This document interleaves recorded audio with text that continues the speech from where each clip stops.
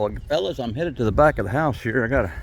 I have a couple other projects I did in the backyard here up by the house, and I want to show you guys what I got going here. I just put this in this morning. This is a a well pump, antique well pump that we bought at an antique store. These are called pitcher pumps. A lot of these you could have found back in the day. My grandmother even had one in her kitchen, mounted on the cabinet there, where you would get up in the morning, prime it, and get your water. That's how you got your water. And if you were the last one to use that pump, you made sure you kept a bucket of water. Went out and got a bucket of water out of the well and kept it there so you could prime it in the morning, and you'd be going out in the cold air to fill that bucket up.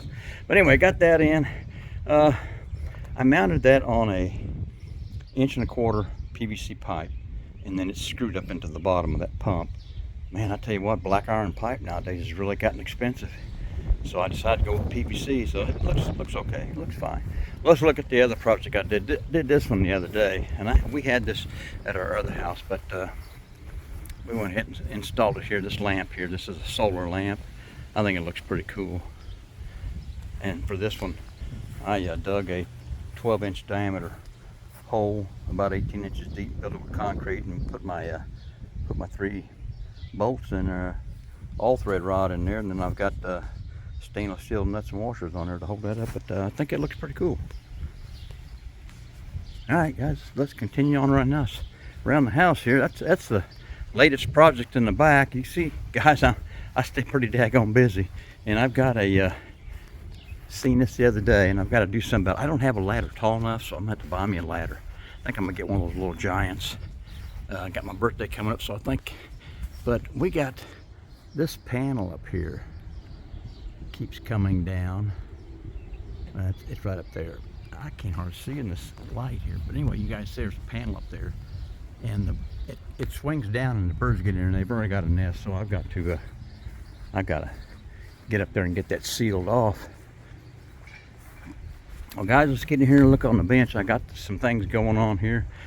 You know, the sun is shining right now, but I tell you what, we got bad storms moving in this afternoon. We had some bad storms yesterday afternoon to come through, really high winds. It was terrible. Let's go in here. I want to show you guys. Y'all know I've been working on this 32 Ford Tudor sedan. Let me turn my jams down. All right, now I always got my music going on out here in the garage. All right, nothing happening here, guys.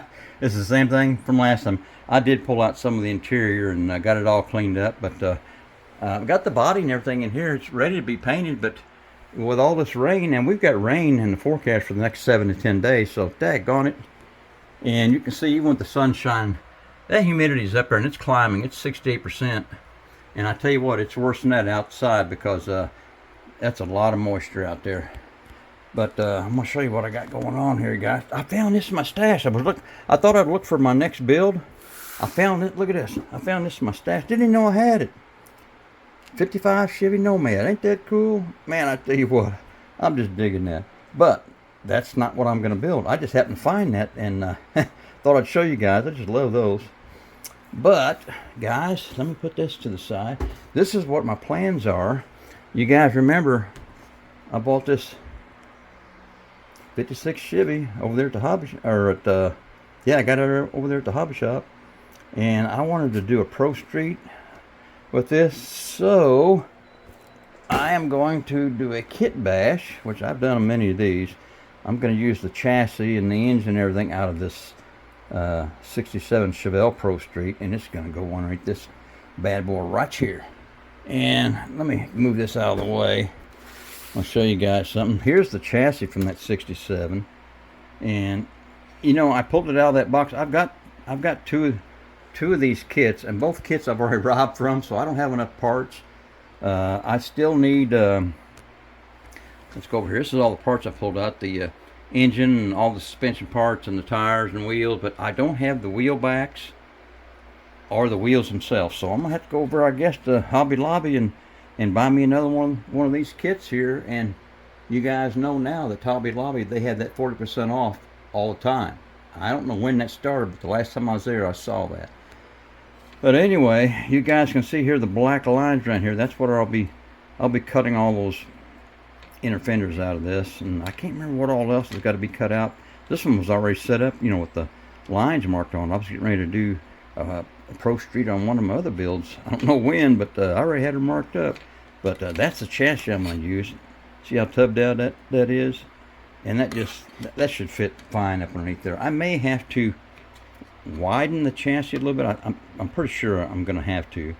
Just to put a piece of straight stock on both sides there, and that should look pretty good. I think that does the trick, and then the body can be glued onto those. And but daggone, I'm kind of excited about this one, guys. That's a good combination right there. And I have never built a 56 Chevy. I built plenty of the 55s and 57s, but never a 56. So I'm kind of excited about this one.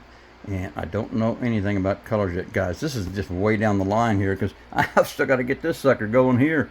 And I'm kind of between a rock and a hard spot on that because of the weather. But we'll get there, guys. I just want to give a little update, fellas, on what I had going on here. And since I couldn't do any work on my 32, I thought I would check into my next build. And that looks like it right there. All right, I'm done.